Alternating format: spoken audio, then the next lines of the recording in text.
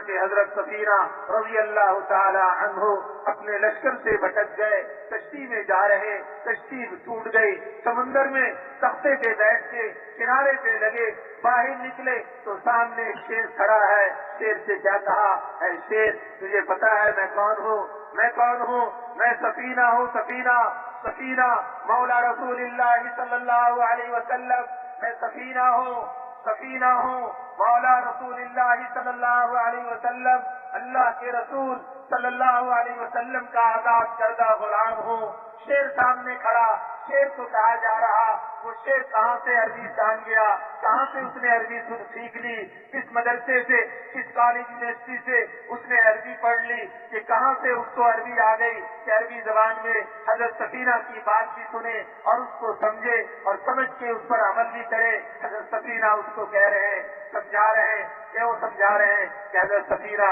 رضی اللہ تعالیٰ عنہ کو پتا ہے کہ میں اللہ کا بندہ ہوں، اپنی بندگی میں اللہ کی بندگی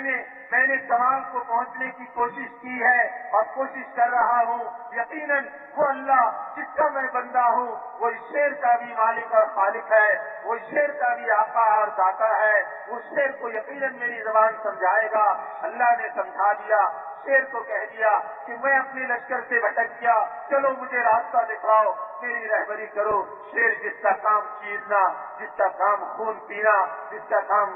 گوشت کھانا، جس کا کام پھاڑنا، وہ شیر کیا کرتا ہے؟ سر اٹھاتا ہے، سر جھکاتا ہے، اپنے آپ سے دم تو ہلاتا ہے، گویا کہ وہ زبان حال سے کہہ رہا میں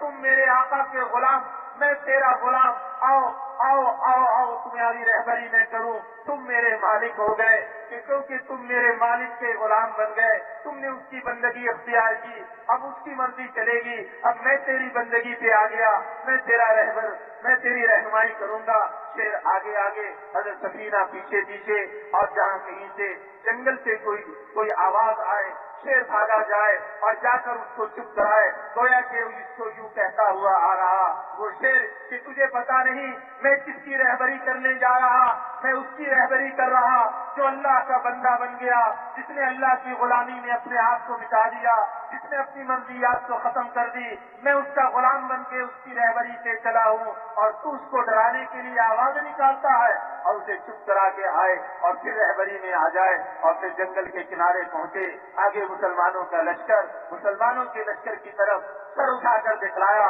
گویا کہ اپنے اس مالک کو جس کا وہ بندہ بننے کے لیے تیار ہوا تھا، وہ شیر اس کو اشارہ کر کے بتلا رہا کہ وہ دیکھو سامنے تمہارا